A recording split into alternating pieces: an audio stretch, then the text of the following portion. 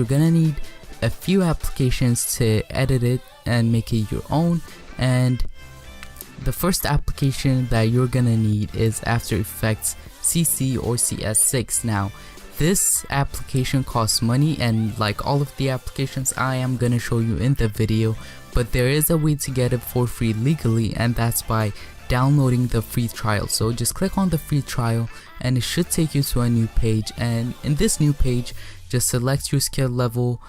This doesn't really matter, just select this and then sign up for Adobe ID if you don't have one. So sign up and then it would download the application automatically. And then once you have this, you want to download Cinema 4D from Maxon, and this application costs money too, but it has a demo download, so I'm gonna leave the link for this in the description, and fill this out and you'll be able to download it for free.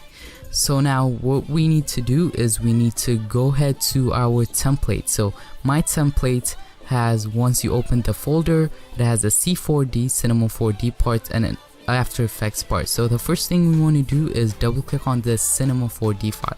So once you click on the double click on the Cinema 4D file, it should launch in like some time after it loads up, and it's gonna look something like this. If you are using in Windows, it's gonna look like this exactly.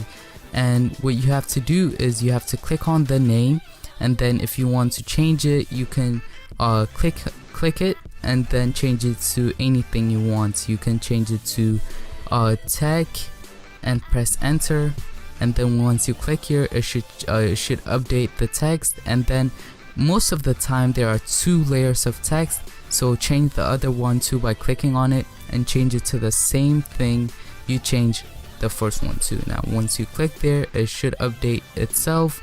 And now if we play the video, as you can see the whole thing, the whole animation kind of thing, and it's really cool. And if you press on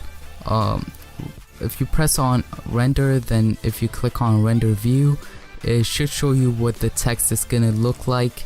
Yeah, it's gonna look something like this. So just press on it, and then now what we want to do is we want to click on the text, and if you want to change the font, click on it, come right here, and then you can change it to anything you want. Right now it's on plump, but if I want to change it, I can just click on any of these and it would change itself.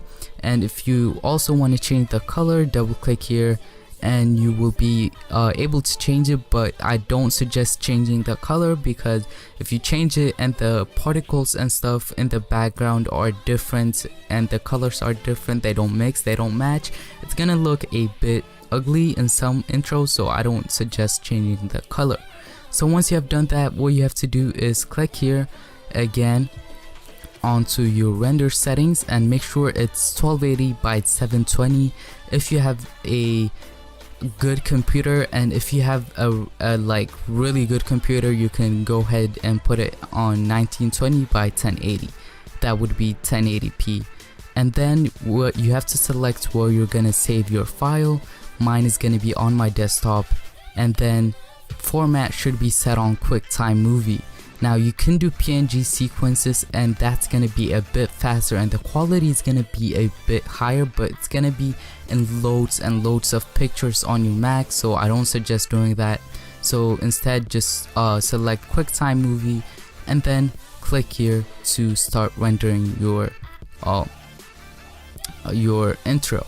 I have already done this, so I'm not gonna do this, and I'm gonna be back in After Effects. So guys, once you have finished exporting your Cinema 4D parts of the intro, now what you want to do is you want to go ahead and go into the After Effects part. So this is going to be included in the folder too, so double click on the After Effects part. So guys, now I am in After Effects and it should look something like this, and it should say file missing when you start the After Effects, because we have one file missing and we're gonna replace that with the one that we just made in Cinema 4D. So what you want to do is you want to click on the template folder, and it should drop down a menu, and it should drop down this 2 things, and you want to replace this colorful thing, the PNG, right click on it and then go on to replace footage and then click on file. So once you have done that,